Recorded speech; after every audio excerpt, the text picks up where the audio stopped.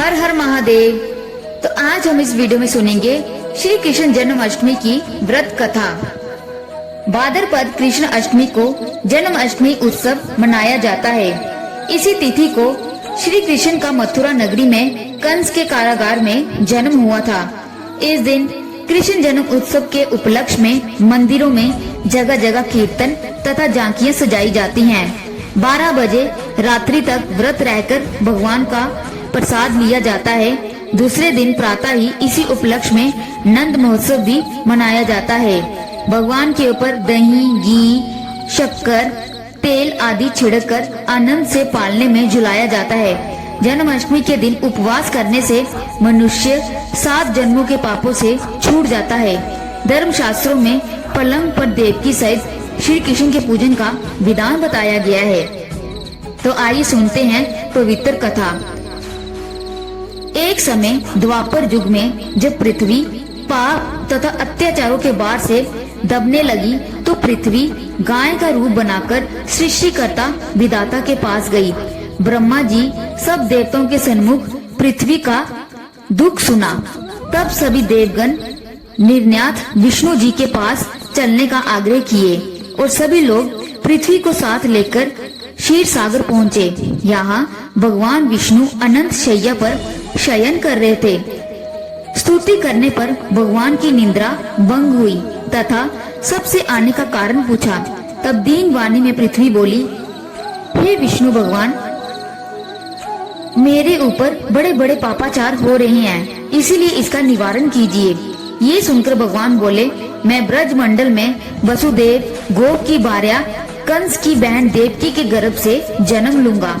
तुम लोग ब्रज भूमि में जाकर जादव कुल में अपना शरीर धारण करो। इतना कहकर भगवान अंतर्ध्यान हो गए।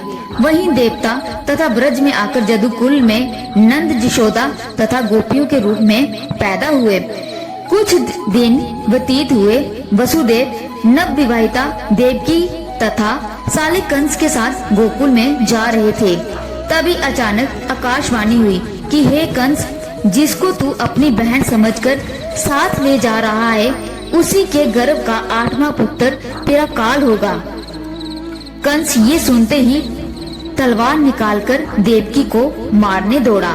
तब वसुदेव ने हाथ जोड़कर कहा, कंसराज, ये औरत बेकसूर है, इसे आपको मारना ठीक नहीं। पैदा होते ही मैं आपको अपनी सब संतानें दे दिया करूँगा, तो कौन आपको मारेगा। कंस उनकी बात मान गया तथा उन्हें जेल में ले जाकर बंद कर दिया। इसी रीति से वसुदेव अपने सभी पुत्रों को देते गए तथा पापिष्ट कंस मारता गया। देवकी के 6 पुत्र मारे जाने के पश्चात 8वें गर्भ की बात जब कंस को मालूम हुई तब विशेष कारागार में डालकर पहरा लगवा दिया। बादों की व्यावनी रात के समय जब शंख, चक्र, गदा पद्मधारी भगवान कृष्ण ने बालक रूप में होकर अपने को गोकुल नंदगढ़ पहुंचाने तथा वहां से कन्या लाकर कंस को सौंपने का आदेश दिया। जब वसुदेव कृष्ण को गोकुल ले चलने को तैयार हुए तभी उनके हाथ की हथकड़ियां तड़ा तड़ा कर टूट गई। दरवाजे अपने आप खुल गए। पहरेदार सोए हुए नजर आए। वसुदेव ने जब कृष्ण को ले जाकर जमुना में प्रवेश किया तो जमुना बढ़ने लगी, यहाँ तक कि गले को छू लिया। चरण कमल छूने की ललायत जमुना कृष्ण द्वारा पैर लटकाने देने पर बिल्कुल घट गई। वसुदेव जमुना पार कर गोकुल गए। वहाँ खुले दरवाजे तथा सोई हुई यशोदा को देखकर बालक कृष्ण को वहीं सुला दिया और सोई हुई कन्या को लेकर चल आए।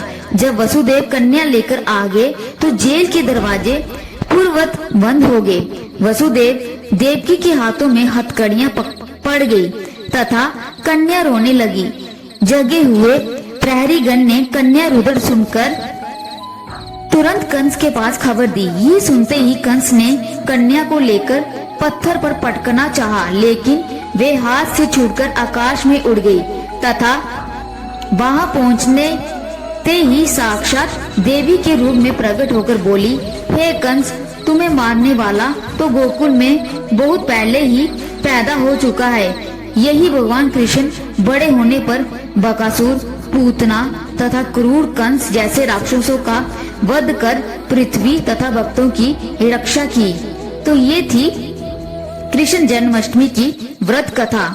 इस कथा को सुनने मात्र से मनुष्य के सारे पाप नष्ट हो जाते हैं और अंत में सब भोग भोग कर भगवान के धाम को प्राप्त होता है। तो ये थी कृष्ण जन्माष्टमी की व्रत कथा। हर हर महादेव।